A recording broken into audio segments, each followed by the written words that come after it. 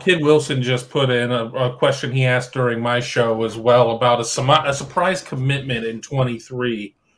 And I don't want to give exactly the same answer because he's already heard this, but not everybody went from show to show. Are we really surprised when Ohio State lands a kid these days? Ohio State is recruiting at such a high level right now. Is there just this huge surprise of, I didn't see that one coming? I mean, yes, Ohio State probably isn't going into the state of Alabama all that often and landing a kid. I mean, A.J. Harris could be somebody you could say differently about. Granted, he's right on the Alabama-Georgia border. Is that really Alabama? I mean, it's not like going into Auburn or Tuscaloosa and landing a kid there. I certainly know that I saw Steve Wiltfong from 24/7 go out and put a crystal ball on Tackett Curtis, the linebacker out of Louisiana. And I think some people might be a little surprised from that one. You know what? What about somebody like Cormani McLean, out of South Florida? I think that a lot of people might be surprised there. I think Ohio State's got a much better chance, regardless of what some crystal balls out there are saying. I think people might just say with him or with Brandon Ennis or somebody like that.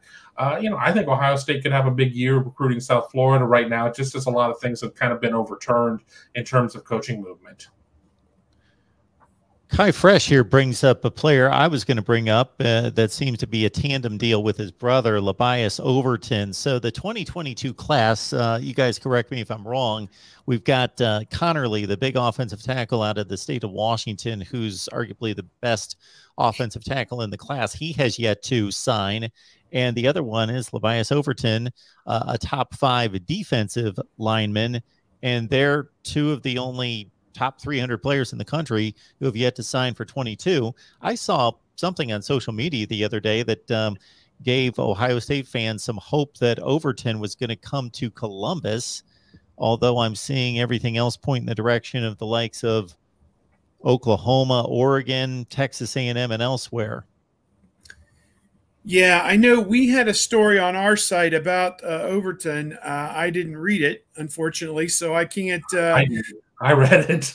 Okay, well, what's the gist? He's supposed to be taking a visit, official visit, the weekend of Ohio State's spring game. Okay. Obviously, that gives you an opportunity. I don't see the kid going to Oregon. I honestly don't. Especially with them going through their coaching change and everything else. But I think that's probably the connection, Kevin, isn't it? He's from Georgia. I'm guessing Dan Lanning recruited him at Georgia, and now he's going to Oregon. Fine. I just... Yeah, I understand what you're saying, but I think that's what the connection is. Throwing Oregon in there. In Oregon, if you're west of the Rockies, they got a puncher's chance on a lot of players there. But, color me unimpressed with Oregon's national reach. I just don't. I don't feel it. To get to the question, though, let me see LT Overton here on campus for that visit, and then maybe I'll feel a little bit better. But even if he does visit, I know that he's mentioned Ohio State throughout his process once he reclassified from 23 to 22, which is part of the reason why he's unsigned, because that reclassification came very late in the game. I would, without a doubt, take the field over Ohio State right now. Yeah, it looks like he's taking visits to Oregon, Georgia, and Texas A&M all here in the month of March, and then Ohio State April 16th, and Oklahoma April 23rd would be his last one. So those are the 5 schools: Georgia, Ohio State, Oklahoma, Oregon, and Texas A&M. So, Larry Johnson, get him on campus, work some magic. He is ranked in the composite at number 18 in the country for 2022. I think he was a little higher when he was ranked as a 2023 player, maybe even in the top 5, or if not number 1. But he has reclassified and obviously wants to start his NFL clock and his name, image, and likeness clock. So this is not a good development, just in general, in my opinion. You have guys, 17 years old, making this jump to college that may or may not be ready emotionally or physically. And I'm not making comments about Labaeus Overton one way or the other.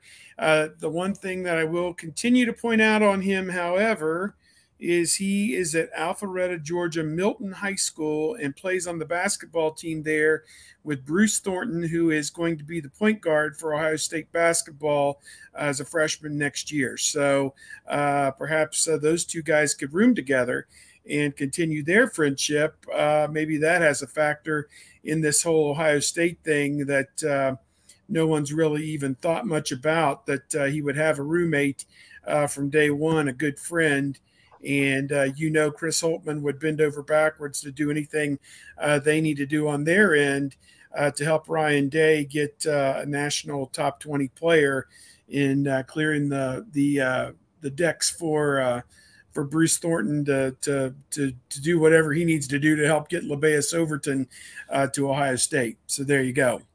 I mean, the good news is, in terms of this reclassification, I mean, we may see it here and there, but I think we may end up seeing some kids that end up costing themselves money in the long run because they get there, they end up in bad situations. And this isn't a Quinn Ewers comment. This isn't, Quinn Ewers made his money at Ohio State, transferred to Texas.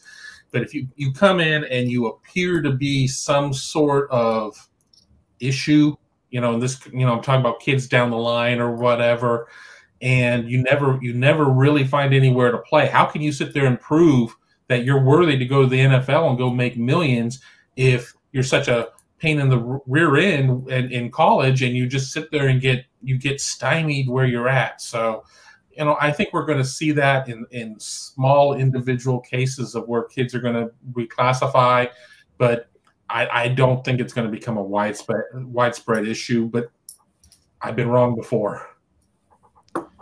I believe some of the optimism surrounding Oregon and Georgia also has to do with Micaiah Overton, his brother, who's already in school and has played at Liberty. He's transferred, and both Oregon and Oklahoma have offered his brother in addition to offering Labaeus. So don't transfer for family. Ask the McCulloughs after Dad left Indiana after a cup of coffee to go take the job at Notre Dame. But yeah, we'll see. But I'm going to end up with Jack Cohn status for Oregon before this is all said and done. I'm not sold. You're out on Oregon. Out. We have you as a no vote on Oregon. Okay. No, that's a no from me, dog.